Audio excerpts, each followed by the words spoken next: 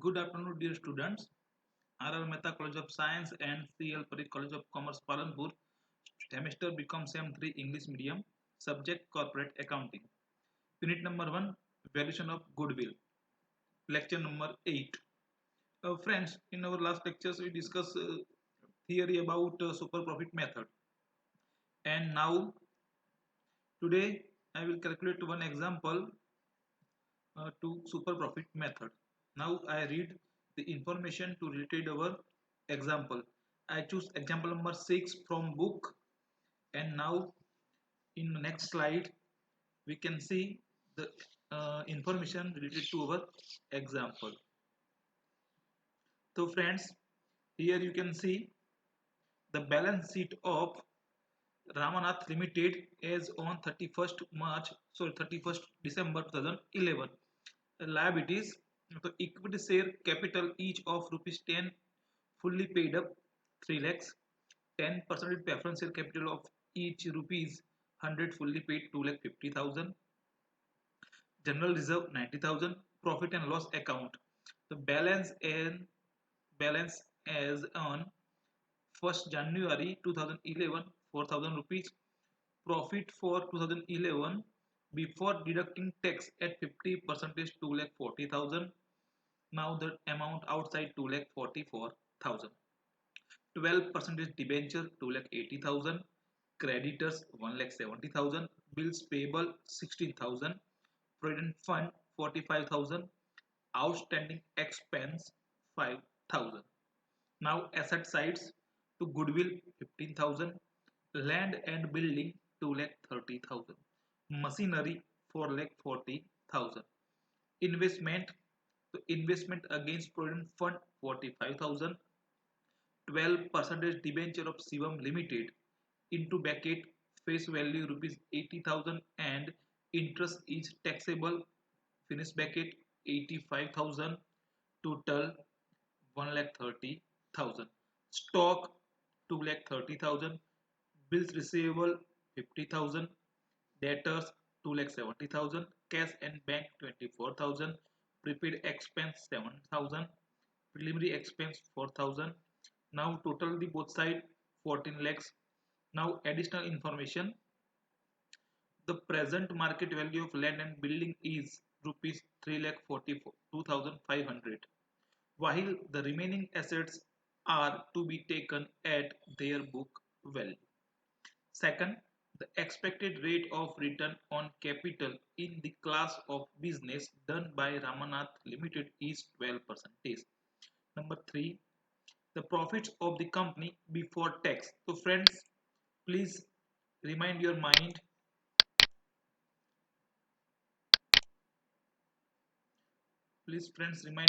here.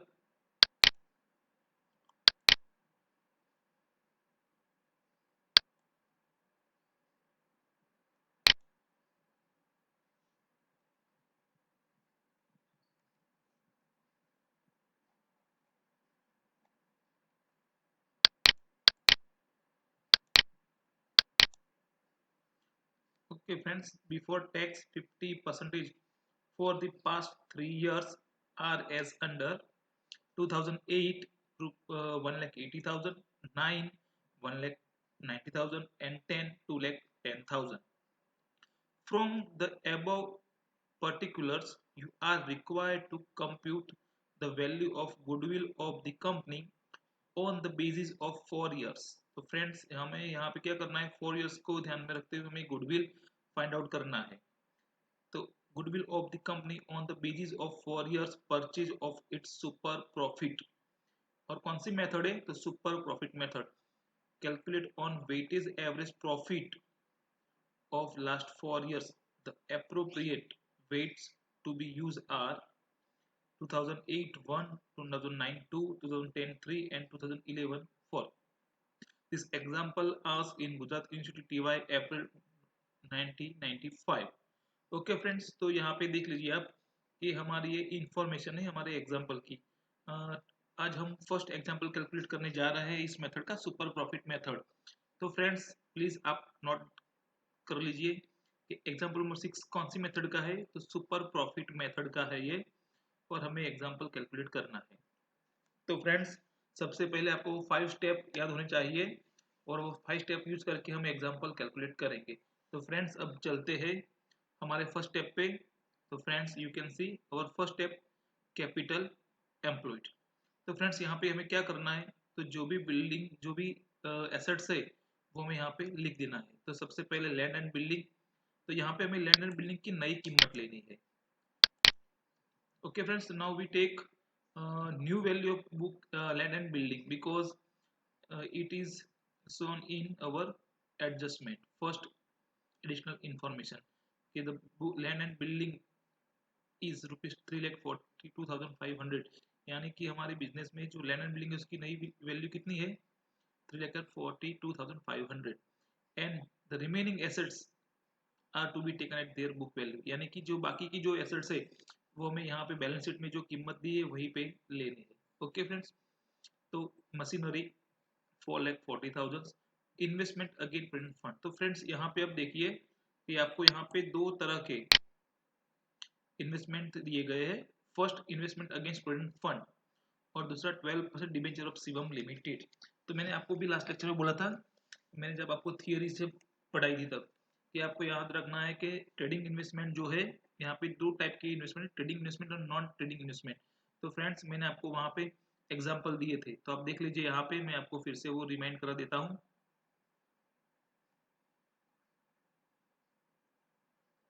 आप देख लीजिए, यहाँ पे मैंने आपको बोला था कि अगर ट्रेड इन्वेस्टमेंट में कौन सा आएगा, तो present fund investment, sinking fund और डिबेंचरेशन fund investment and subsidiary company share investment. हमें यहाँ क्या करना है, इनको इंक्लूड करना है अपने एसेट्स में।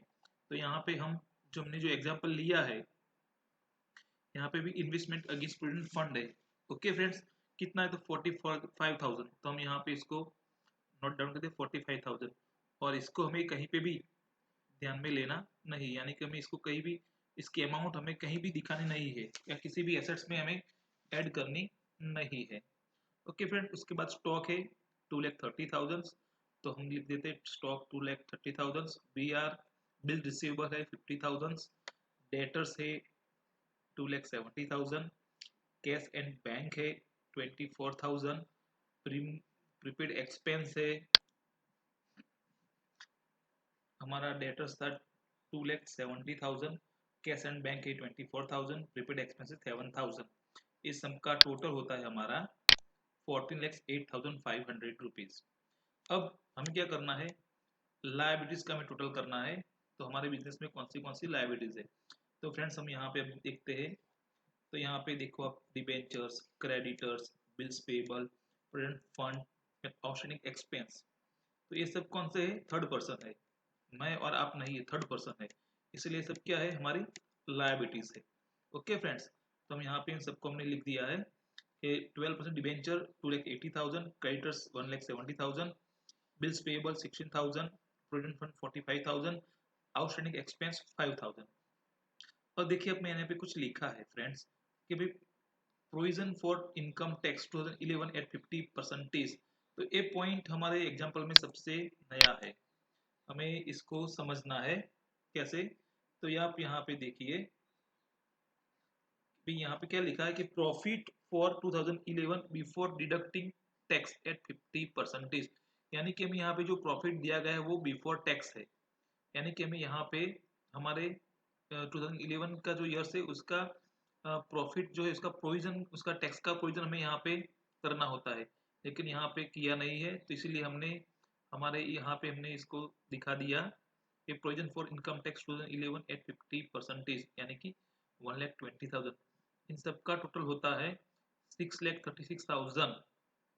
ओके फ्रेंड्स, अब हमें क्या फाइंड आउट करना है, नेट एसेट्स। तो नेट एसेट्स को कैसे फाइंड आउट करना है, तो total assets minus total liabilities. तो हमारी टोटल एसेट्स कितनी है, तो 14,08,500, उसमें से लायबिलिटीज 6,36,000। ओके, तो रिमेनिंग एसेट्स कितनी रही, यानी कि नेट एसेट्स हमारी कितनी आई, तो 7,72,500। हमें क्या फाइंड आउट करना है, स्टेप 1 में capital employed.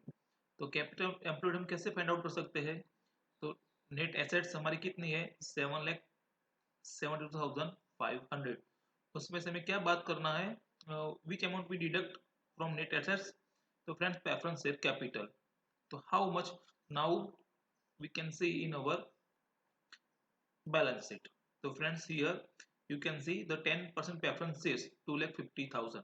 Now we deduct the amount share capital from net assets 7,70,500. So now the answer is capital employed. So now friends, here we complete our first step. Okay, so this is our first step and we got the answer capital employed. Now going on our step 2, expected profit. So friends, expected for how to find out expected profit. So friends, here we note down the equation of capital, sorry, expected profit. So you can see is equal to capital employ multiply rate of return upon 100. यानी कि हमने यहाँ पे जो step 1 का जो answer find out किया वो हमें यहाँ पे लेना है, उसके साथ मल्टीप्लाई हमें रेट ऑफ रिटर्न जो हमें यहाँ पे दिया गया है कि भाई हमारे यहाँ रेट ऑफ रिटर्न कितना है, तो 12%. तो यहाँ पे हमने नोट डाउन कर दिया 12% अपॉन 100, यानी कि 5,22,500 मल्टीप्लाई 12 अपॉन 100. तो हमारा आंसर कितना आ गया 62,700. मीन्स के फ्रेंड्स हमारा एक्सपेक्टेड प्रॉफिट कितना है 62,700, यानी कि हम इस पे इतना प्रॉफिट एक्सपेक्ट करते हैं. Now friends, third step average profit.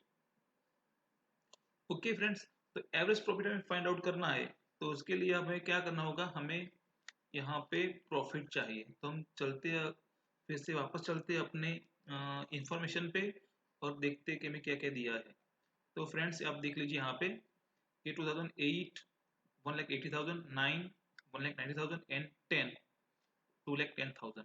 पर यहाँ पे हमें कुछ अलग दिखाया है कि भाई आपको वेट्स यूज करना है. तो 8 में 1, 9 में 2, 10 में 3 एंड 11 में 4. यहाँ हमें कहीं पे भी 11 का प्रॉफिट दिया नहीं है, फिर भी नीचे हमें ये दे दिया है.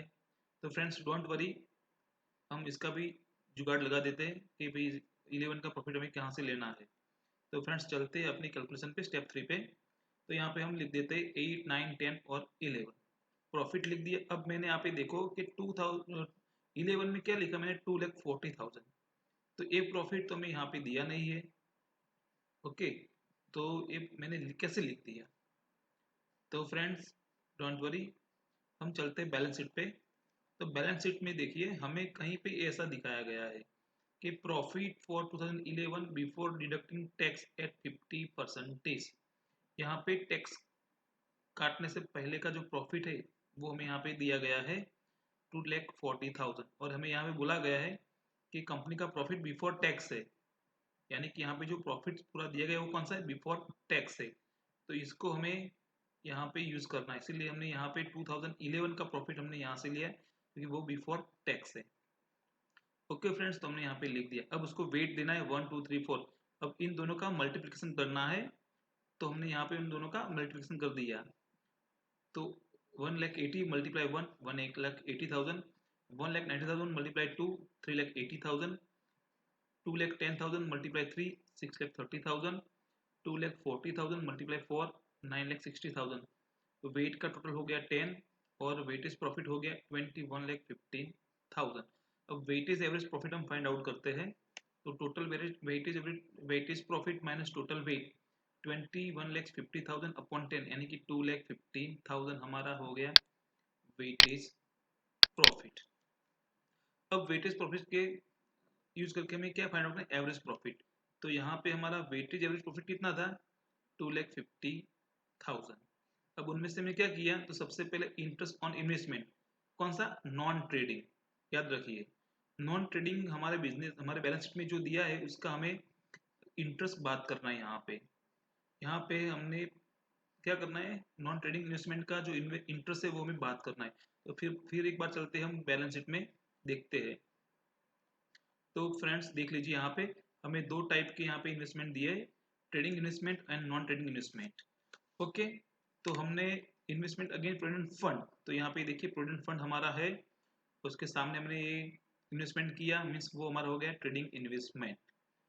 अब बात आई 12% डिबेंचर ऑफ शिवम लिमिटेड. तो फ्रेंड्स ये हमारा कौन सा हो गया, नॉन ट्रेडिंग इन्वेस्टमेंट. क्योंकि बिजनेस कैरी करने के लिए इसकी ज़रूरत नहीं है, हमें इसकी ज़रूरत थी, इसकी ज़रूरत नहीं है। तो वो कितना है 80,000। अब फ्रेंड्स आप हमेशा ये याद रखना बात कि जो इंटरेस्ट है उसकी हमेशा जो होती है फेयर वैल्यू यानी कि फेस वैल्यू उसी पे कैलकुलेट करते हैं। यानी कि हमें यहाँ ये इस एग्जांपल में भी हमें जो इंटरेस्ट है वो 80,000 पर ही हमें कैलकुलेट करना है, 85 पे करना नहीं है, क्योंकि उसकी मार्केट प्राइस है और इसकी ये फेस वैल्यू है। तो फ्रेंड्स हम यहाँ पे अब लिख देते हैं कि 80,000 मल्टीप्लाई 12 अपॉन 100। अब आप सबको 12 कहाँ से आया? तो फ्रेंड्स डोंट वरी, आप देख लीजिए यहाँ बैलेंस शीट में कि हमें यहाँ पे उसकी परसेंटेज भी दिए हुए हैं। ओके, हमें यहाँ पे उसके परसेंटेज भी दिए हुए हैं 12%। तो वही 12% मैंने यूज किया है यहाँ पे और 12% हमने यहाँ पे लिख दिया। तो उसका कितना आया? तो 9,600। तो 2,50,000 माइनस 9,600, तो रिमेनिंग कितना रहा? 2,05,400। उसके बाद क्या है? तो फिर से डिडक्ट करना है टैक्सेशन एट 50%। तो ये 50% कहाँ से लाए हम?